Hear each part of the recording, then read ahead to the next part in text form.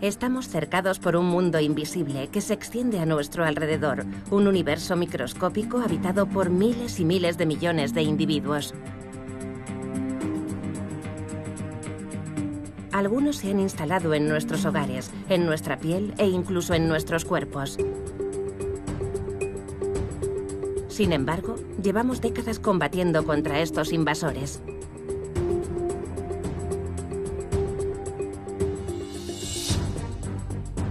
Nos vacunamos, ingerimos antibióticos, desinfectamos, esterilizamos. En nuestras sociedades desarrolladas, la guerra contra los microbios se agrava y nuestra vida se vuelve cada vez más antiséptica.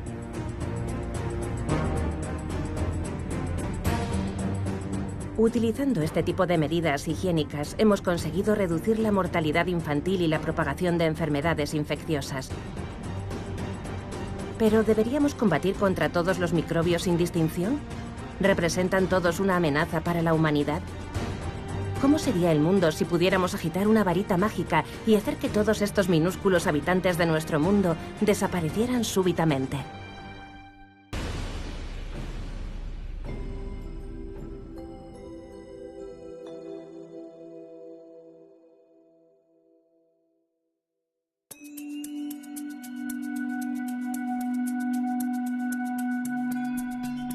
Hace 3.800 millones de años, la Tierra estaba cubierta de agua. En la superficie, islas emergentes de la corteza terrestre formaban los primeros continentes.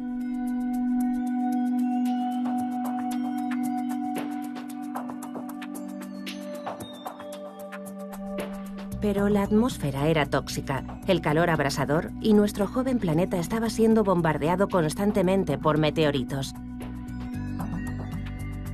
Sin embargo, fue exactamente en ese periodo cuando en el fondo de nuestros océanos comenzaron a aparecer los primeros seres vivos, las bacterias.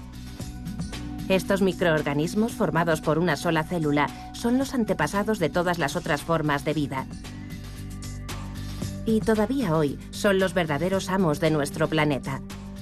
Han colonizado todos los hábitats, desde las profundidades de los océanos hasta los bosques tropicales, desde los áridos desiertos hasta los páramos helados de los polos, desde la remota campiña hasta nuestras superpobladas megalópolis.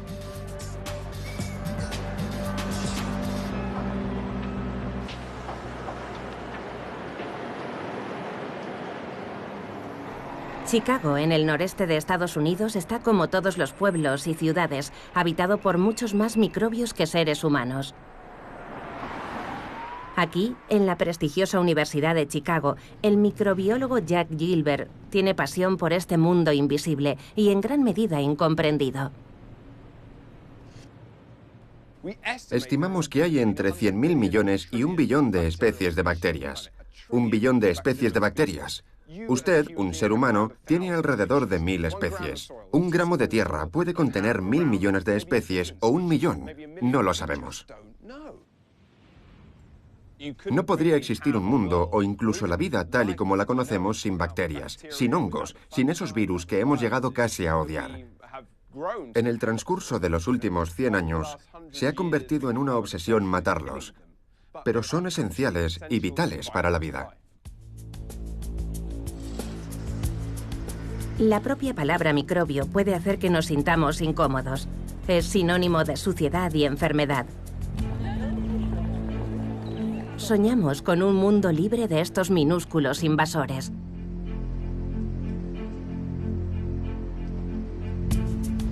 Sin embargo, sin ellos, tendríamos serios problemas. Empezando por aquellos que han tomado nuestro cuerpo como residencia.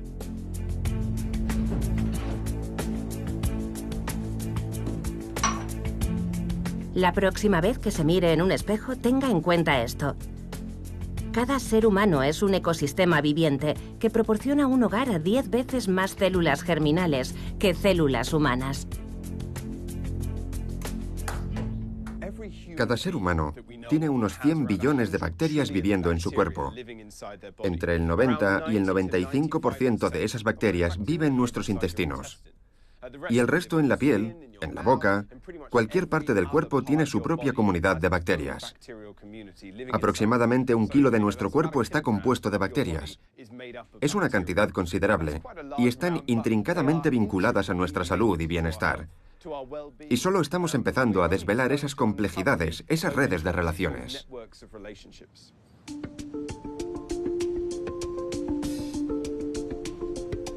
Desde hace varios años, la comunidad científica internacional trabaja duramente para intentar desvelar los secretos de estos sorprendentes organismos. Cerca de París, Metagenópolis es un centro único en Europa, especializado en el estudio de los microorganismos que habitan en nuestro sistema digestivo, conocidos como microbiota intestinal.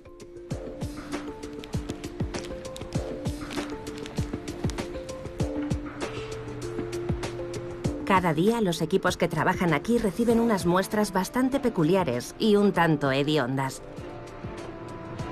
Los científicos la denominan materia fecal o, coloquialmente, excrementos humanos.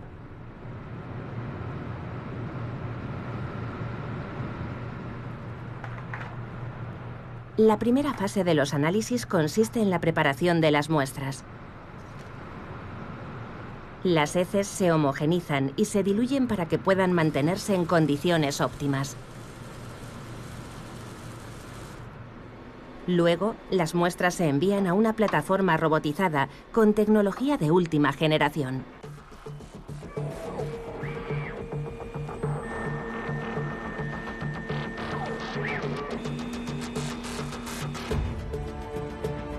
Las paredes celulares de los microorganismos se destruyen, dejando solo su ADN. Dentro de esta caótica maraña se encuentra el ADN de todos los microbios que viven en el tracto gastrointestinal de un individuo. Esta jungla de genomas se divide entonces en fragmentos regulares que posteriormente se copian a sí mismos miles de veces, utilizando un cóctel de moléculas específicas. Los innumerables fragmentos obtenidos así se colocan en una última máquina, el secuenciador de alto rendimiento. Este robot es capaz de leer el ADN de las bacterias letra a letra, gen a gen, a la velocidad de decenas de miles de letras al día.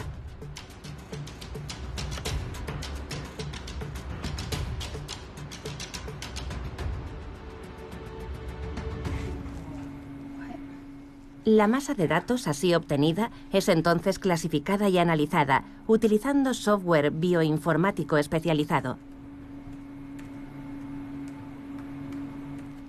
Joël Doré, director científico de Metagenópolis, considera que estas nuevas herramientas secuenciadoras han revolucionado la investigación, proporcionando por primera vez una imagen completa de la microbiota intestinal humana. La microbiología clásica requiere el uso de cultivos para desarrollar las bacterias, pero haciéndolo así, estábamos perdiendo una gran parte de la microbiota intestinal humana dominante. Así que hemos pasado a caracterizaciones conseguidas del ADN, de los genes que somos capaces de extraer directamente del contenido del intestino. Y esto nos ha proporcionado una visión nueva. Hemos sido capaces de identificar miles y miles de especies. Hemos listado más de 10 millones de genes bacterianos diferentes. Cada ser humano alberga en su intestino entre 100 y 200 especies de bacterias, con nombres exóticos como Ruminococcus niavus, Escherichia coli o Bacteroides fragilis. Pero las bacterias no son los únicos habitantes cotidianos de nuestro sistema digestivo. El Methanobrevibacter smithii, por ejemplo, pertenece al grupo de las arqueas, cuya estructura y funcionamiento son ligeramente diferentes. En los giros y ondulaciones del intestino encontramos también hongos microscópicos como el Candida albicans y virus que no son solo responsables de enfermedades. La microbiota intestinal es de hecho un órgano por sí solo, activo desde los primeros segundos de vida.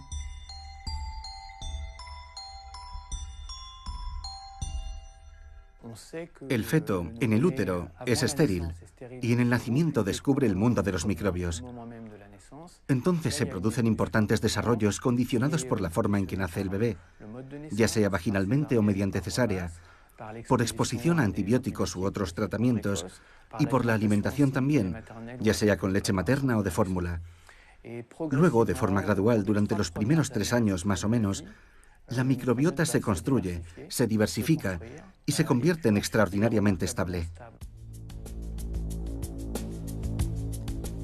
Desde nuestro primer llanto hasta nuestro último aliento, estos seres invisibles están colonizando cada rincón de nuestro sistema digestivo. Y a cambio de alojamiento y comida, nos proporcionan todo tipo de servicios. Sin ellos, no seríamos capaces de digerir adecuadamente ni de sintetizar moléculas esenciales como las vitaminas. Estaríamos también sin protección contra la intrusión de organismos patógenos. Nuestro sistema inmunológico fallaría completamente. Una persona sin microbiota sería una persona amenazada de muerte inminente.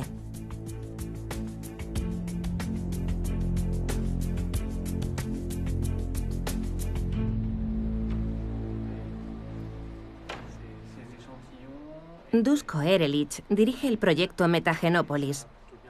Este reconocido profesor es uno de los pioneros en el estudio de la microbiota intestinal. No alberga ninguna duda sobre la enorme importancia que este mundo invisible tiene para nuestra salud. El tener numerosas especies microbianas parece que está relacionado con una mejor salud general.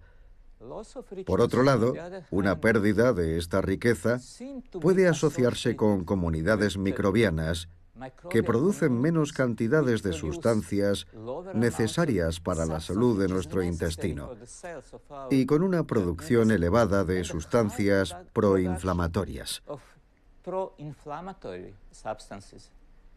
Y hay que señalar que la inflamación es en realidad un componente de muchas, o tal vez de todas las enfermedades crónicas que están en constante aumento desde hace décadas en nuestras sociedades.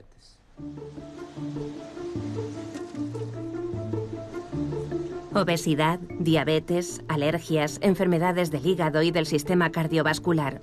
En los países industrializados estas patologías se están propagando a un ritmo acelerado y parece ser una consecuencia directa de ciertos cambios en la flora intestinal de las poblaciones. Los motivos son el uso de antibióticos a gran escala, unas medidas higiénicas cada vez más drásticas y, por encima de todo, una dieta en la que la concentración de azúcar y grasa es cada vez mayor.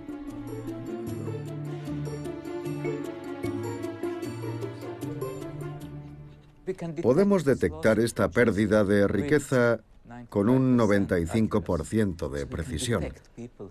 Así que podemos saber qué personas están en riesgo. Y hemos visto que la intervención nutricional puede ayudar a recuperar al menos parte de esa riqueza. Y tenemos 2 elementos para prevenir la enfermedad crónica: detección del riesgo y alivio del riesgo. Según los expertos, el consumo de abundante fibra es muy importante en cuanto a la regeneración de la diversidad de nuestra flora intestinal y, por consiguiente, en la prevención o incluso la cura de estas enfermedades crónicas.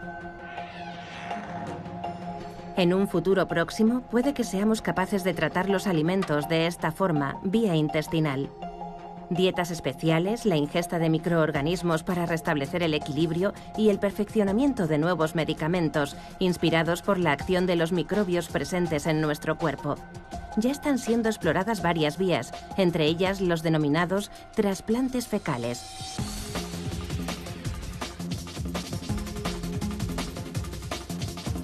El principio de este sorprendente trasplante es muy sencillo. Se toman las heces de un individuo sano y se purifican. Luego, mediante una colonoscopia, se introducen en el aparato digestivo del paciente receptor.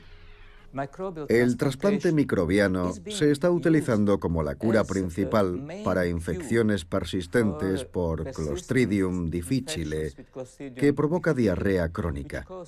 La gente padece diarrea crónica durante años. Son tratados con antibióticos, se sienten mejor, pero luego recaen. El trasplante microbiano cura el 90% de los casos. Al cabo de un día se sienten mejor y no vuelven a recaer. La investigación sobre la microbiota intestinal humana acaba de comenzar y podría revolucionar nuestro concepto de la medicina y la prevención de enfermedades. Según los expertos, los microbios que viven dentro de nosotros podrían ejercer una influencia mucho más allá de nuestros intestinos y sistema inmunológico. Podrían estar manteniendo una conversación permanente con nuestro cerebro. Esto es un laboratorio animal bastante especial. Aquí, los ratones y las ratas son criados en burbujas herméticamente selladas. Son lo que se conoce como animales axénicos, que significa que carecen de flora microbiana. El aire que respiran, el agua que beben, el alimento que comen, incluso la basura de sus jaulas es todo cuidadosamente esterilizado.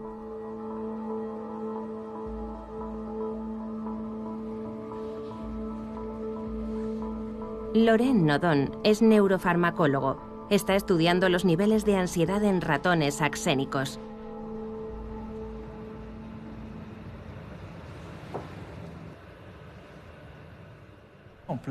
Ponemos al ratón en esta plataforma, que no es muy alta, solo 4 centímetros. Pero, como ven, el ratón tiene muchas dudas a la hora de descender. Tiene miedo de hacerlo. Un animal realmente ansioso permanecerá en la plataforma, aunque volvamos a hacer la prueba 3 veces en el transcurso de 5 minutos. Por otro lado, ratones sin ansiedad descenderán en menos de 1 minuto, y cuantas más veces los coloques ahí, más rápidamente bajarán. Esta prueba nos muestra que los ratones axénicos sufren más ansiedad que los ratones normales. En todo el mundo, los científicos están llevando a cabo experimentos para comparar el comportamiento de ratones axénicos con el de sus congéneres normales. Aquí, por ejemplo, miden el tiempo que emplean las ratas en los pasillos abiertos y cubiertos de un aparato experimental. Habitualmente, un animal normal explorará más las zonas abiertas, mientras que una rata axénica que sufre una mayor ansiedad tiende a esconderse en las sombras. Este vínculo entre la microbiota y el cerebro en la neurobiología representa algo totalmente nuevo, algo que nadie tomaba en consideración. Hablar de un vínculo entre la microbiota y el cerebro hace 5 o 6 años habría hecho sonreír a la gente. Ha sido en los últimos años cuando nos hemos dado cuenta de este importante vínculo que no habíamos tenido en cuenta. Y puede cambiar por completo nuestro enfoque en lo que concierne a las enfermedades psiquiátricas y a las terapias que utilizamos para estas enfermedades. La investigación en los humanos no ha hecho más que empezar. Los primeros resultados parecen indicar que nuestras bacterias intestinales tienen una influencia en algunos aspectos de nuestro comportamiento y pueden incluso influir en enfermedades neurológicas graves como el autismo, el Parkinson o el Alzheimer. ¿Cómo pueden los microbios influir en nuestro cerebro hasta tal extremo? Para averiguarlo, se necesitarán años de investigación. Mientras tanto, mantener una población microbiana sana y variada en los recovecos de nuestro intestino parece ser una manera eficaz de protegernos contra muchas enfermedades de la mente y también del cuerpo. Es importante considerar que no somos solamente un organismo humano. Somos una simbiosis entre nuestra parte humana y nuestros microbios. Y asumiendo el hecho de que somos una simbiosis entre nuestros microbios y nuestras células, nos estamos proporcionando los medios para tener una mejor salud de forma permanente. Los miles y miles de millones de bacterias, arqueas y hongos microscópicos que viven dentro de nosotros distan mucho de ser un enemigo al que debamos combatir. Muy al contrario, son nuestros aliados indispensables y deberíamos cuidar muy bien de ellos. Pero este mundo invisible y multitudinario no solo reside en nuestros intestinos. Cada rincón del cuerpo humano está, de hecho, colonizado. Cada parte de nuestro cuerpo tiene un ecosistema microbiano único. Nuestra boca es muy diferente al interior de nuestro cuerpo, porque aquí hay oxígeno. Aquí en nuestro intestino hay muy poco oxígeno. Tenemos distintos ecosistemas con respuestas diferentes. Nuestro codo es diferente a nuestra mano. Nuestro pie a la parte posterior de nuestro cuello o al interior del oído. Son ecosistemas diferentes que los microbios han colonizado, porque encontraron un motivo para estar ahí.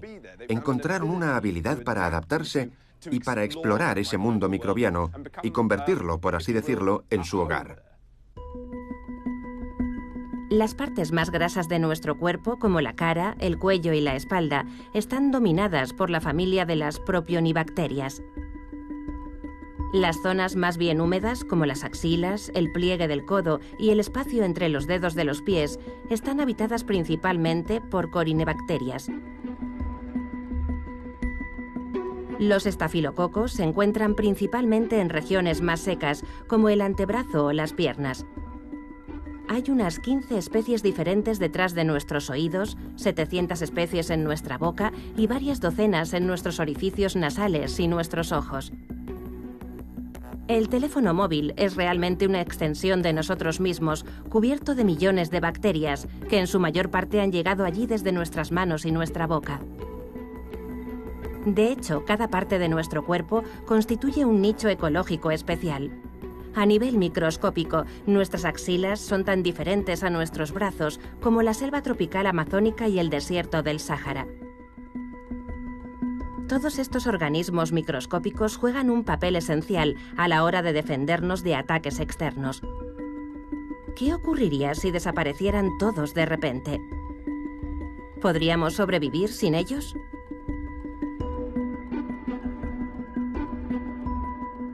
Como las ratas y los ratones axénicos del laboratorio, tendríamos que vivir dentro de una burbuja, un entorno perfectamente estéril que nunca podríamos abandonar.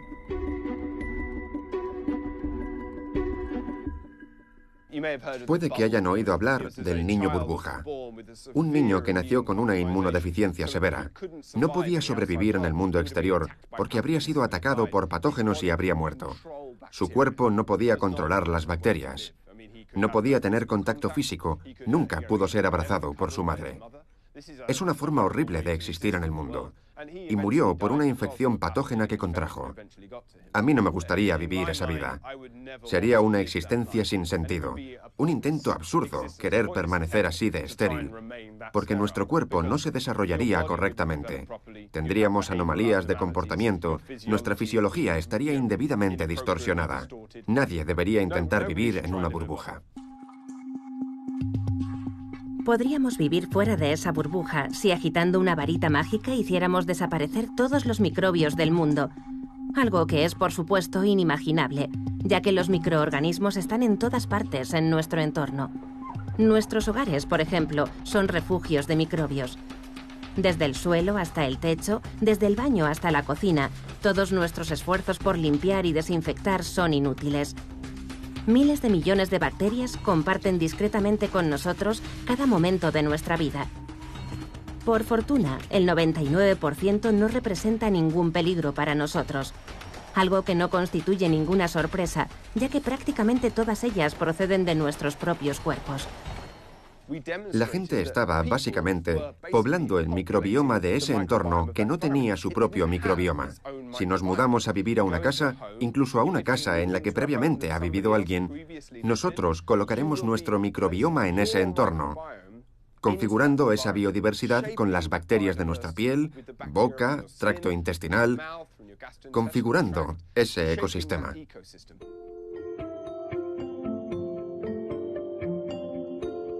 De hecho, cada uno de nosotros es una auténtica fuente de microbios, un manantial inagotable. Los diseminamos por donde quiera que vayamos. Cada ser humano está básicamente exudando en su entorno alrededor de 38 millones de células bacterianas. Es como una nube microbiana que vive a nuestro alrededor. Cada individuo tiene una rica aura de biodiversidad de bacterias alrededor de su cuerpo. Salen de nuestra piel, ya que está en contacto directo con el entorno.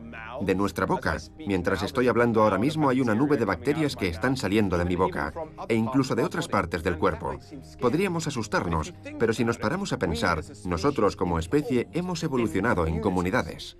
Nuestros abrazos, besos, nuestra interacción física son potencialmente un resultado de los beneficios de compartir bacterias que se encuentran en nuestra comunidad más próxima. Tal vez, si alguien que tiene una comunidad microbiana sana pudiera compartir esa comunidad, podría beneficiar la aptitud evolutiva, las posibilidades de tener más descendencia de esa tribu o población. Jarrad Marcel es microbiólogo y miembro del equipo de Jack Gilbert.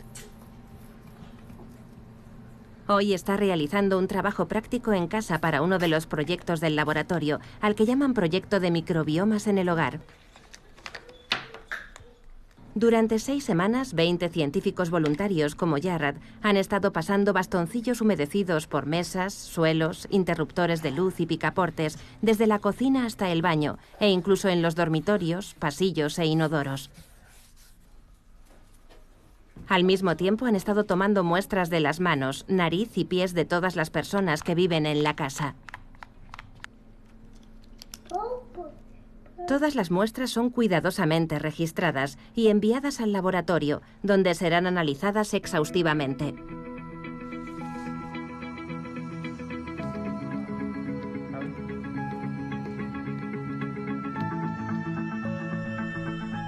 Uno de los objetivos es determinar con exactitud cómo intercambiamos nuestros microbios con nuestro entorno y con las personas que nos rodean. Mediante la compilación de decenas de miles de datos, Jarrad y sus colegas han trazado las redes de interacción en cada uno de los hogares estudiados. Todos los puntos marcados en rojo corresponden a muestras humanas: las manos, los pies, la nariz. Y los puntos azules son muestras del entorno, como suelo, cocina, pomos, encimera. Lo que estamos viendo, en este caso en la casa de Jack, son movimientos directos de bacterias. Las bacterias de las manos, por ejemplo, probablemente acaban en la encimera, en los pomos o en los interruptores de luz. Las bacterias de los pies acaban en el suelo y en los elementos asociados con el suelo. También observamos interacciones directas entre los habitantes de la casa. Por ejemplo, la mano de una persona es probable que toque la mano de otra. Es probable que Jack abrace a sus hijos o que bese a su mujer. Es decir, interacciones normales en la vida de cualquier hogar. Cada área de nuestra casa está habitada por ecosistemas microbianos específicos, procedentes de las diferentes partes de nuestro cuerpo. Pero en la casa de la familia de Jarrad encontramos otros habitantes. Ven, Dominó. 2 perros adultos, cada uno de ellos con su propia población microbiana. La presencia de los 2 canes cambia radicalmente el perfil de los intercambios entre los humanos y su hogar. Los perros lo trastocan todo. Se convierten en superautopistas de la información. Y la pregunta es, ¿por qué? Bueno, la cuestión es que cuando añadimos un perro al conjunto, este influye en nosotros y en la casa más de lo que la casa y nosotros influimos en el perro. Es decir, que el perro dirige el sistema. ¿Y por qué? Porque a nuestro perro no le importa lo que toca con el hocico o con las patas. Tocará todo lo que pueda tocar. La consecuencia es que las redes de interacción microbianas se vuelven locas. Nuestras manos entran en contacto con el suelo, nuestros pies entran en contacto con nuestra cara, la lengua del perro con nuestras fosas nasales y así sucesivamente. Y se produce lo que podríamos llamar una sobrecarga de intercambio microbiano. Solemos pensar que nuestra casa se convierte en un entorno sucio que requiere ser limpiado más a menudo. Pero lo que hemos observado y lo que nos enseña la literatura científica es que las personas que conviven con perros son más resistentes al asma y a otras alergias, porque somos colonizados por más microbios. lo que nos expone de forma natural a diferentes tipos de alérgenos. Nuestro organismo puede desarrollar así mecanismos de resistencia y herramientas de defensa, y también puede regularse ante la presencia de estas bacterias en nuestro hogar. Muchos microbiólogos están ahora convencidos de que la obsesión actual por la esterilidad no es solamente un esfuerzo vano, sino que de hecho es manifiestamente perjudicial. No es un mundo sin bacterias lo que necesitan nuestros hogares, sino un mundo enriquecido con ellas. Jack Gilbert piensa que deberíamos tener al menos una decena más de especies a nuestro alrededor. Entonces, ¿cuál es la solución? Hacer algo sensato. Salir más al exterior, dar un paseo por el parque, hacer labores de jardinería, manipular la tierra, tener animales dentro de nuestra casa. Tal vez tener plantas de interior, aunque no tenemos pruebas, aparte de las estadísticas sobre el asma, que indiquen que representan un beneficio significativo. Pero no hacen ningún daño, y es bastante probable que resulten beneficiosas para nuestra salud.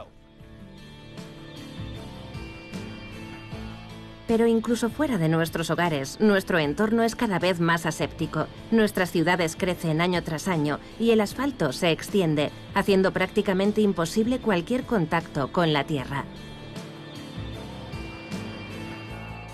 El resultado es que nuestra exposición a los microbios se está reduciendo drásticamente y las incidencias de asma y alergias se están disparando en las áreas urbanas.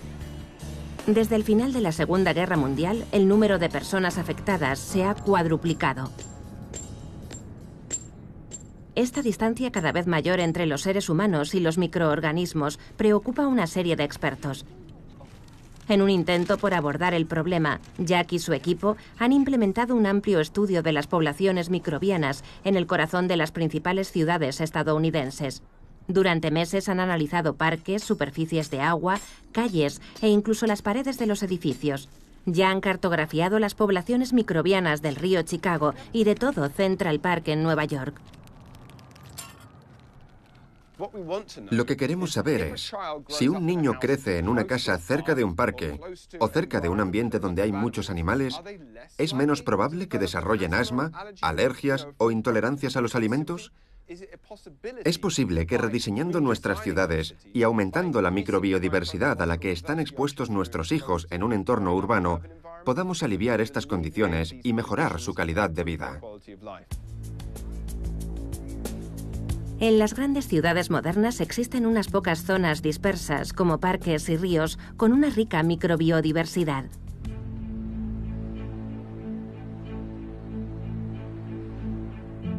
Pero eso no es suficiente.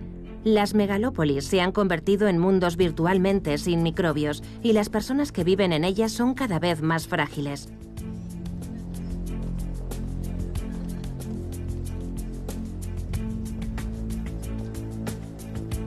¿Entonces la solución sería irse a vivir al campo? Un estudio científico reciente parece ir en ese sentido.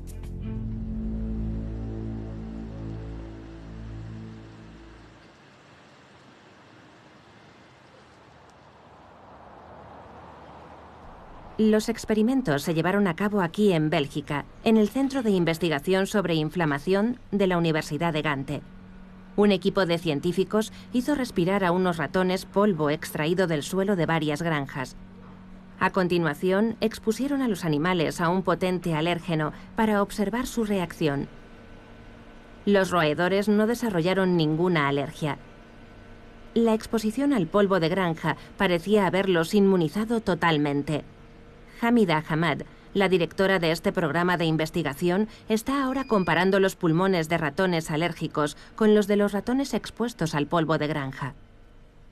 Lo que vemos es el bronquio de un ratón en el interior del pulmón y también vasos sanguíneos que se pueden ver claramente aquí y aquí. Podemos ver que este ratón ha desarrollado asma alérgico porque alrededor de este gran bronquio y alrededor de estos vasos sanguíneos hay muchas células inflamatorias.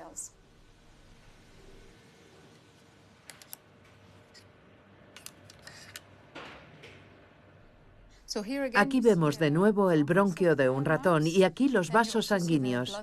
Y lo primero que observamos en este ratón es que no hay células inflamatorias alrededor de los vasos sanguíneos. El espacio está bastante vacío y tampoco hay nada alrededor de este bronquio que sugiera la presencia de células inflamatorias.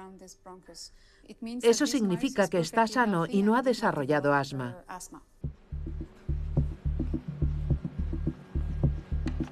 Para investigar más a fondo qué mecanismos están involucrados en la protección de los ratones, los investigadores multiplicaron los análisis de sus pulmones.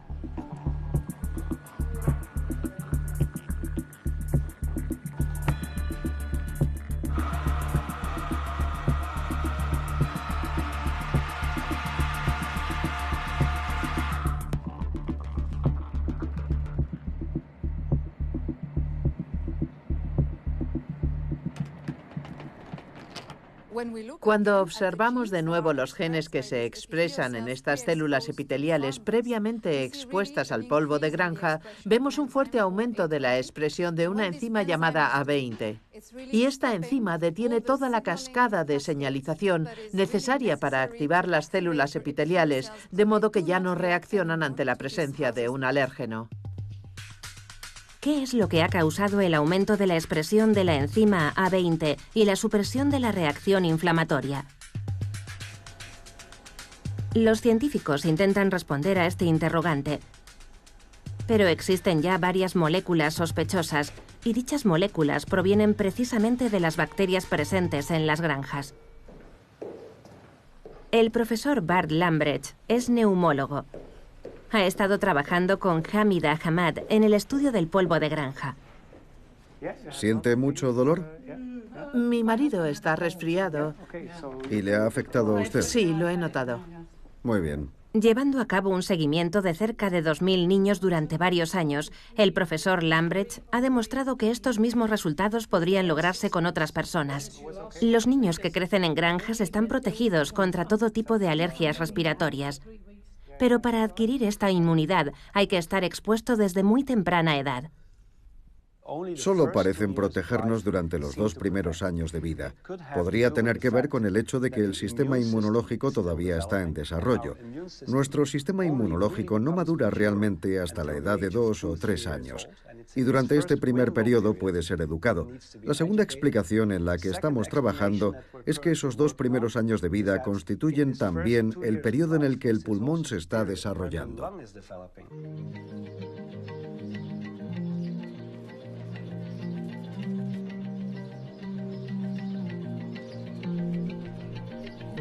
Existe otro parámetro sorprendente con respecto a la adquisición de esta protección. Solo un tipo particular de granja parece ofrecer a los niños una inmunidad completa. En los estudios que hemos realizado hemos observado específicamente el polvo de las granjas lecheras. Así que la gran pregunta es, ¿funcionaría con cualquier granja? ¿Funcionaría con una granja avícola, una granja de cerdos o con grandes granjas productoras de carne? Y la mayoría de los datos parecen indicar que este efecto solo se produce cuando se trata de granjas lecheras. El motivo es que una granja lechera es un ambiente muy específico. Hay un montón de heno en el establo. El heno está seco, con lo cual genera un polvo en particular, y las vacas están en contacto muy estrecho con los seres humanos, algo que no ocurre en otras granjas.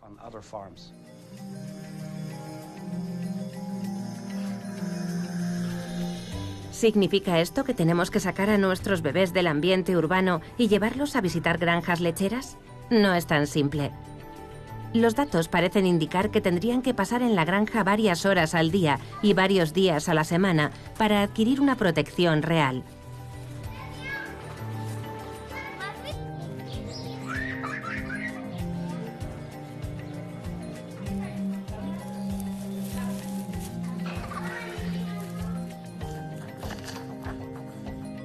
A pesar de ello, el mensaje parece claro para los habitantes de las ciudades. Incluso sin adquirir una inmunidad total, podemos al menos limitar los riesgos, enriqueciendo nuestro ambiente microbiano.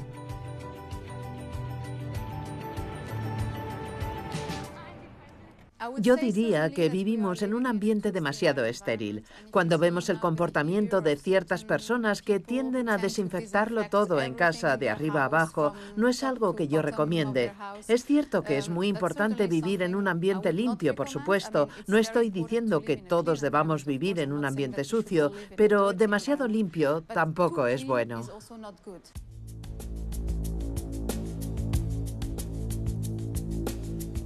No existe la menor duda del papel primordial que desempeñan los microorganismos en nuestra vida cotidiana.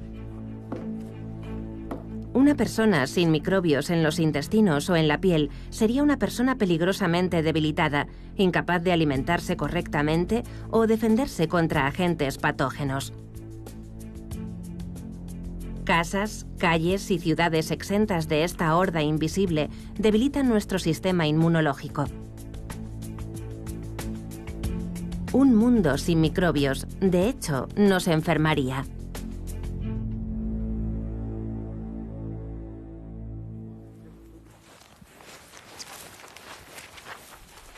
Pero la importancia de estos miles de millones de organismos microscópicos va mucho más allá de nuestra salud. Uno de los principales hábitats de los microbios apenas se tiene en cuenta y, sin embargo, está justo debajo de nuestros pies.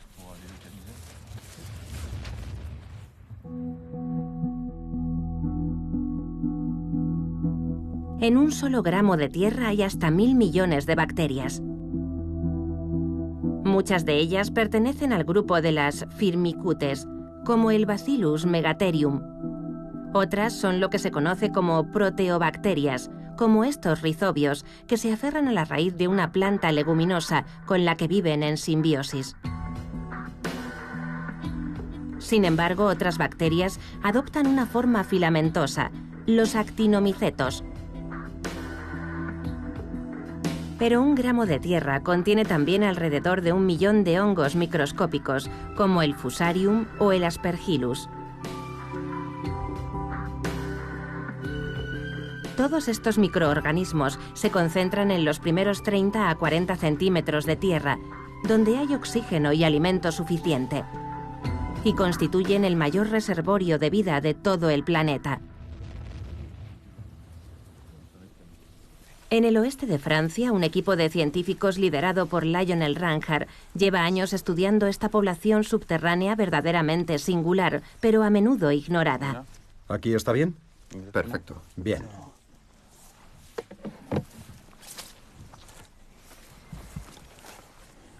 Ah, muy bien.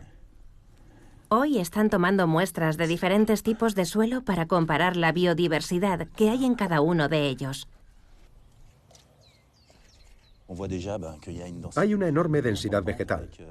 En el suelo hay muchas raíces visibles, por lo que incluso antes de realizar los análisis, sabemos que en este suelo, con una textura fina, bajo una cubierta vegetal permanente y bastante rica en materia orgánica, deberíamos encontrar multitud de microorganismos.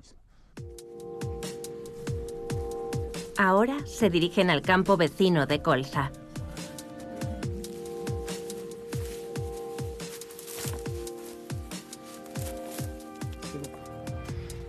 Vamos a ir un poco más lejos. ¿Tú me dices? Sí, aquí.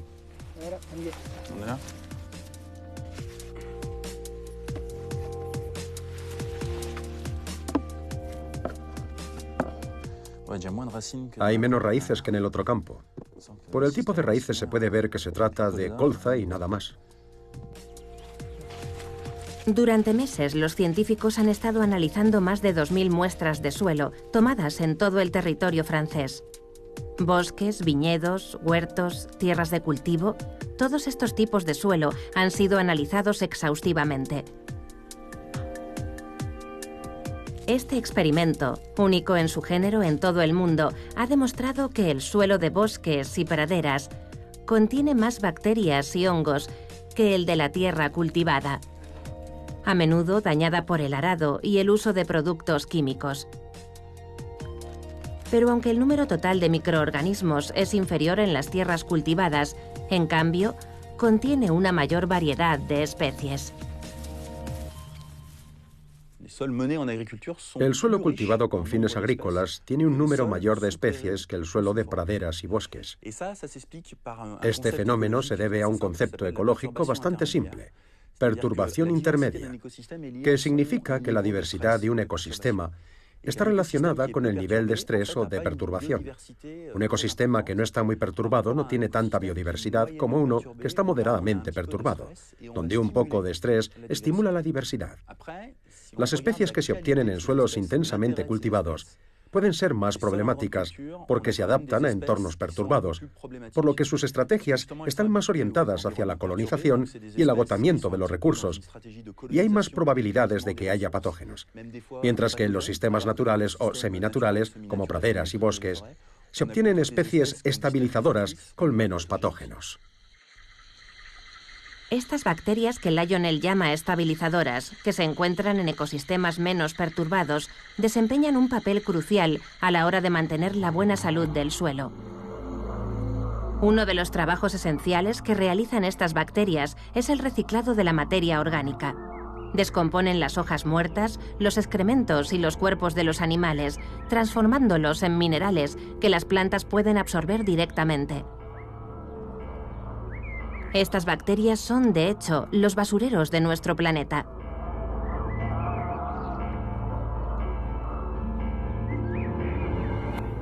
Los experimentos de laboratorio han demostrado que cuanto más numerosa y diversa sea la población de bacterias, más eficaz será el reciclado. Si se reduce la diversidad microbiana alrededor de un 30%, se reduce la mineralización del material orgánico en el suelo entre un 30 y un 40%. Eso supone una pérdida de la fertilidad biológica. También examinamos la supervivencia de los patógenos.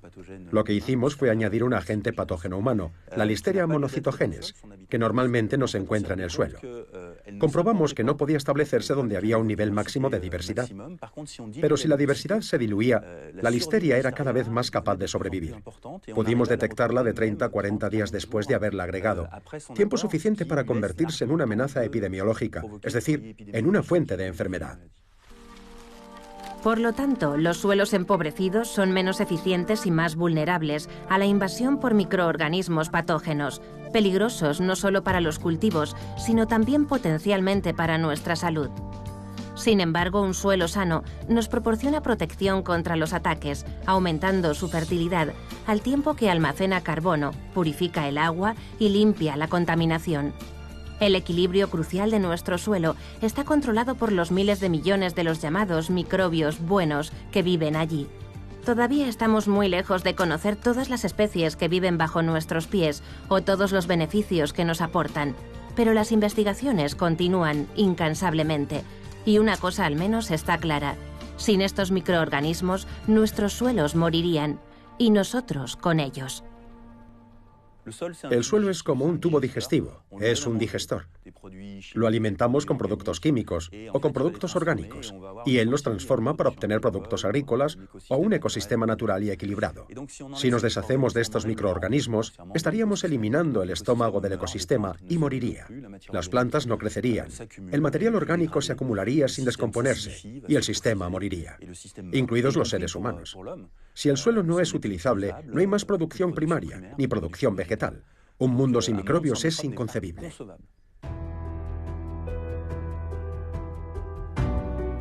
Desde las tierras de cultivo a los bosques más densos, desde los polos helados a los océanos más profundos, desde los parques de las ciudades hasta nuestros hogares, desde el exterior de nuestra piel hasta el interior de nuestros cuerpos, los microbios se han adaptado a todo tipo de ambientes. Y sin darnos cuenta, toda nuestra existencia depende de este mundo invisible. Al final, la cuestión fundamental no es si desapareceríamos sin ellos, sino cuánto tiempo tardaría en suceder. Si los hongos, las bacterias y los virus desaparecieran repentinamente, todos nosotros como especie probablemente sobreviviríamos, porque el agente más susceptible de causarnos la muerte es una bacteria, un virus o un hongo, el ataque de un patógeno. Sobreviviríamos, pero nuestro cuerpo no digeriría bien la comida, y la comida no se desarrollaría bien. Las plantas crecen mal en ausencia de bacterias, y los animales. así que podríamos sobrevivir un par de años hasta que nuestras fuentes de alimento escasearan. Imagínese un mundo en el que nada descompusiera la biomasa que nos rodea.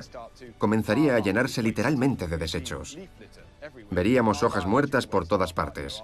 Nuestros desechos biológicos, los que arrojamos tirando de la cadena, se acumularían porque no podríamos descomponerlos. El mundo se convertiría en un gigantesco vertedero, en un infierno.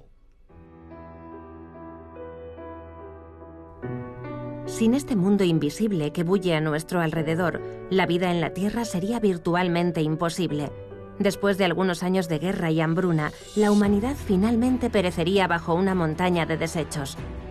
Por fortuna, no es un escenario muy probable. Los microbios estaban aquí mucho antes que nosotros y seguirán estando mucho tiempo después de que nosotros nos hayamos extinguido. Los microbios han estado aquí durante 3.800 millones de años. Los organismos que podemos ver llevan aquí unos 500 millones de años. Como especie, los seres humanos llevamos aquí entre 200.000 y 400.000 años.